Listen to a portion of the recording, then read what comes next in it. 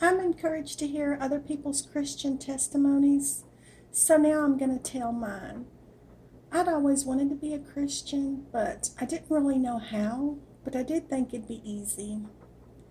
I thought it'd be like a slide ride, where all I had to do is climb up the ladder and slide down. God and people would be at the end of the slide to catch me and to welcome me with open arms, cheering me on and loving me. I thought it'd be like a walk in the park. All I had to do was walk along the trail of roses, daisies, lilies, and jasmines, and God and people would be there loving me, encouraging me, embracing me. Or I thought it'd be like walking into a church building. God would be at the altar, having waited on me for years. People would be there to love and accept me and be my friend. But finding Jesus wasn't like any of these. It was a long, hard journey. I won't say road, because there was no road. There wasn't even a path carved.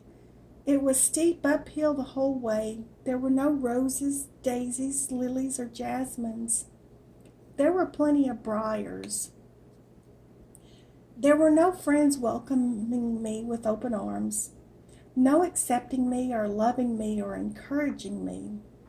I got the opposite. I was discouraged and belittled. I could never prove myself.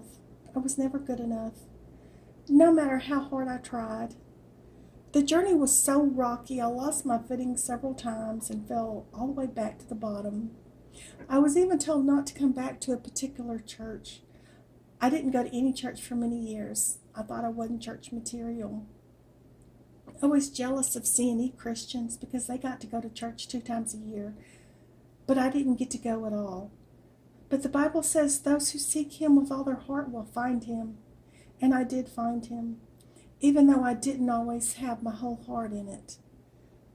When I look back, I realized God was there the whole time. He was just waiting on me to quit believing the lies. And in order for me to quit believing the lies, I had to have him in my heart. I did eventually get back in church and was active for many years. But God has since shown me that church is not a building, and a building will not get us to heaven. And interestingly, I now feel God has called me out of the institutional church. But after I had asked Jesus to come inside my heart, amazing things happened. All the hatred I had was replaced with love. The depression was changed to joy. The emptiness was turned into fullness and satisfaction. The greedy desires I had were no longer there. My selfishness turned into selflessness. The simple things in my life that I should have enjoyed but didn't, they now brought me pleasure and coziness. And all these lies I believed, God showed me the truth. God didn't show me everything at once.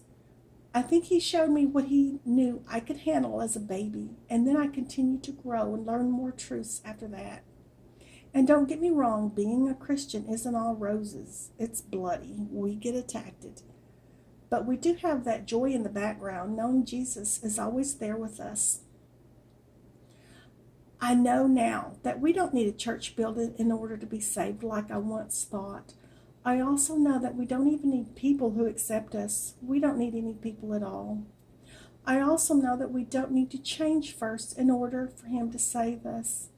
He will change us. We can't change ourselves. And we don't have to prove anything in order to be saved. We don't have to prove ourselves. He already proved it all when he died on the cross. I've sometimes wondered why I had to go through so many hard situations in order to find Jesus. Even though, like I said earlier, he was there the whole time. Possible reasons: one, so that I could be more understanding, helpful, and encouraging to others who are going through similar situations. Two, so that I could pray for those church people. They need prayer, and if I had never been exposed to them, I wouldn't know to pray for them. Three, to make it more real that it is Jesus and him alone who saves us, not other people or their approval. So if there's anybody who does not have Jesus in their hearts, I would encourage you to ask him to come inside. You can do it right now, right where you're at. You don't have to be inside a church building. You don't need people or their approval or their acceptance into their church. It doesn't matter who hates you or who doesn't think you're good enough. Maybe there's someone who actually kicked you out of their church, or maybe you don't have any experience with church at all. I would encourage you to ask Jesus to come inside your heart and forgive you, and He will do so. He will change you. I would encourage you to experience for yourself the amazing things He will do in you.